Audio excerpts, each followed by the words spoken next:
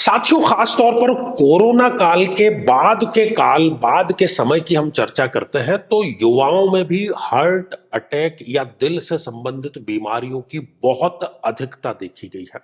Medical astrology पर हम चर्चा कर रहे हैं। इस प्रकार का कोई संशय यदि आपके मन मस्तिष्क में भी है तो अपनी जन्म पत्रिका अपने समक्ष खोल करके ये एपिसोड देखें। आज हम कुंभ लग्न की चर्चा करेंगे और अभी तक यदि आपने अपने लग्न से संबंधित एपिसोड नहीं देखा है तो यहां आई बटन में आपको उसका लिंक मिल जाएगा, जाकर के जरूर देखें, समझें, निदान करें।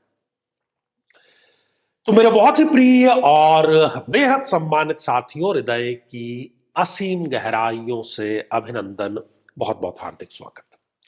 साथियों, ये रही कुंभ लग्न की एक जन्म पत्रिका। 11 नंबर लग्न में लिखा हुआ है, यहीं से जन्म पत्रिका का प्रारंभ माना जाता है, इसलिए हम इसको कह रहे हैं कि ये है एक कुंभ लग्न की जन्म पत्रिका। तो कुंभ लग्न की जन्म पत्रिका में सूर्य, सन वैसे भी एक अति मारक ग्रह होते हैं और इस ब्रह्मांड में जो ऊर्जा का स्रोत है वो सूर्य है। हमारे सीने में जो दिल धड़क रहा है, दिल की जो कार्यशैली है, दिल का जो कार्य है, उसका सीधा संबंध दिल का सूर्य से बनता है। तो कुंडली में यदि सूर्य कमजोर है, इल प्लेस्ड है, गलत स्थान पर है, तो वो दिल की बीमारी अवश्य दे देता है।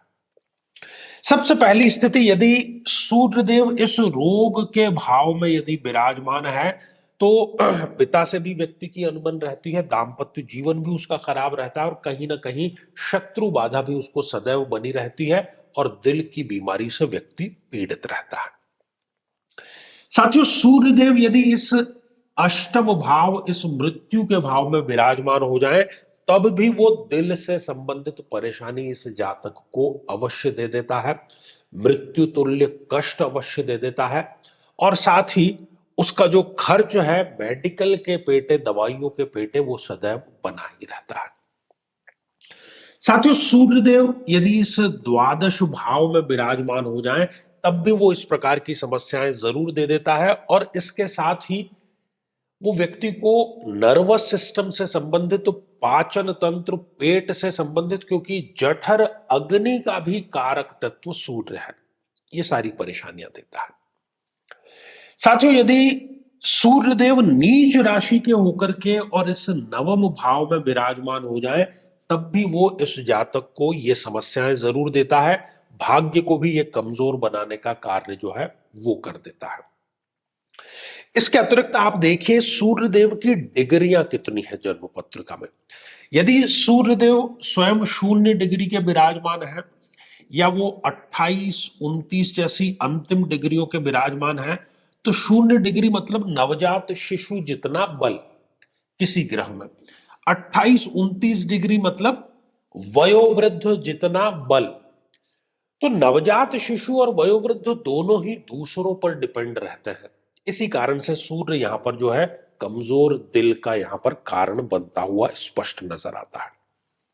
साथियों, इसके अतिरिक्त तो कुछ युतियां हमें देखनी है। सबसे पहले, यदि सूर्यदेव इस जन्म पत्रिका में राहु के साथ में युत होकर के विराजमान है तो ये शरीर में कहीं ना कहीं इन्फेक्शन की समस्या, इन्फेक्शन बहुत आसानी से हो जाता है और फिर वो जाता नहीं, ये समस्या भी देता है, दिल की भी समस्या देता है।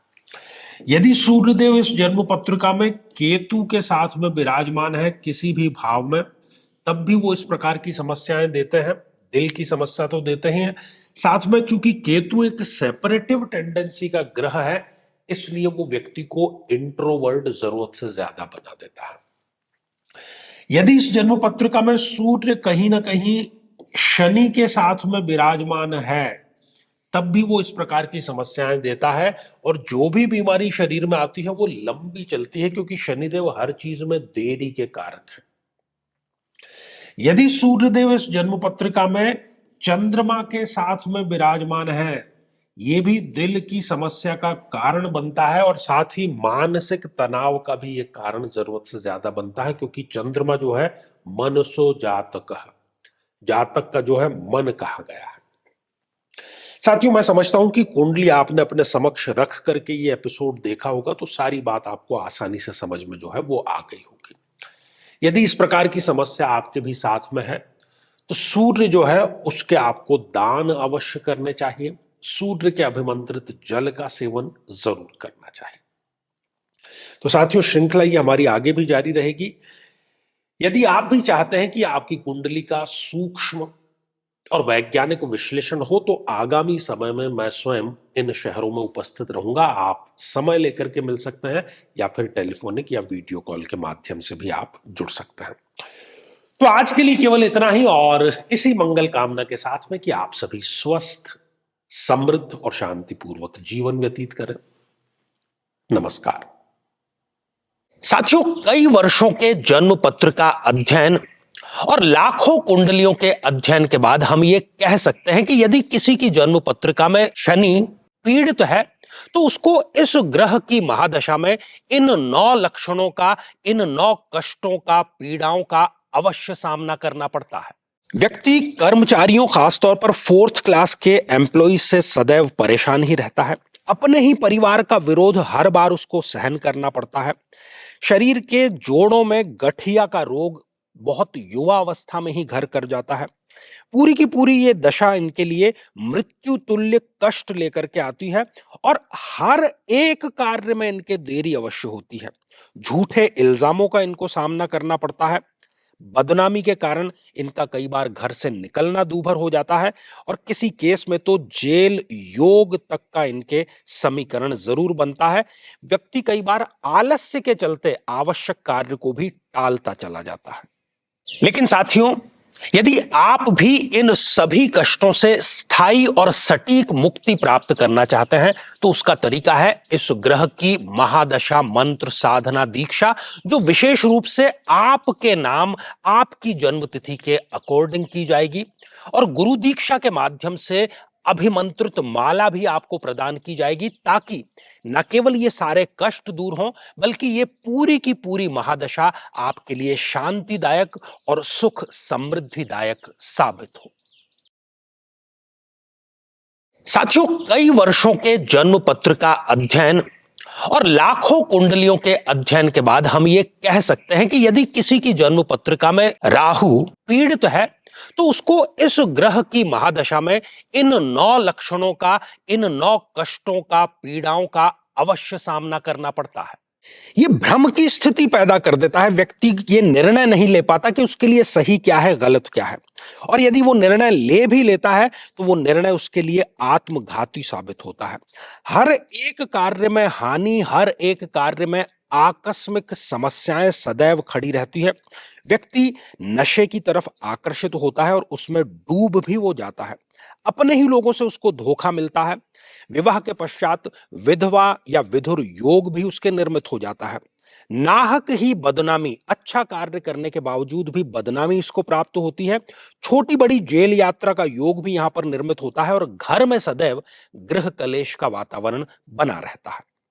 लेकिन साथियों, यदि आप भी इन सभी कष्टों से स्थायी और सटीक मुक्ति प्राप्त करना चाहते हैं तो उसका तरीका है इस ग्रह की महादशा मंत्र साधना दीक्षा, जो विशेष रूप से आपके नाम, आपकी जन्मतिथि के अकॉर्डिंग की जाएगी।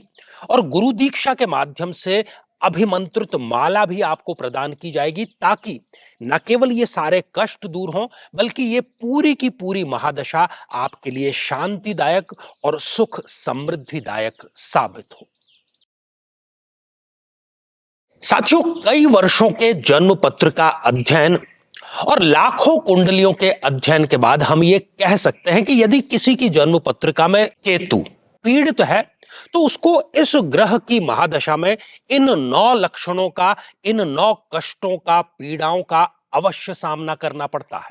किसी न किसी प्रकार की तंत्र बाधा का बना रहना, बहुत आसानी से और बहुत जल्दी नजर लग जाना, त्वचा अर्थात स्किन से संबंधित रोग हो जाना, व्यक्ति का अकेलेपन का शिकार हो जाना, किसी न किसी प्रकार का झूठा कोर्ट केस इन पर होता है। व्यक्ति डिप्रेशन में जाकर के नशे का सेवन करना शुरू कर देता है। कितना ही अच्छा कार्य करे लेकिन उसके पक्ष में केवल बदनामी ही आ जाती है। शत्रु जिधर देखो उधर नए नए पैतरे अपनाते रहते हैं और व्यक्ति घर में भी गृह कलेश का शिकार होता रहता है। लेकिन साथियों, यदि आप भी इन सभी कष्टों से स्थायी और सटीक मुक्ति प्राप्त करना चाहते हैं तो उसका तरीका है इस ग्रह की महादशा मंत्र साधना दीक्षा, जो विशेष रूप से आपके नाम, आपकी जन्म तिथि के अकॉर्डिंग की जाएगी।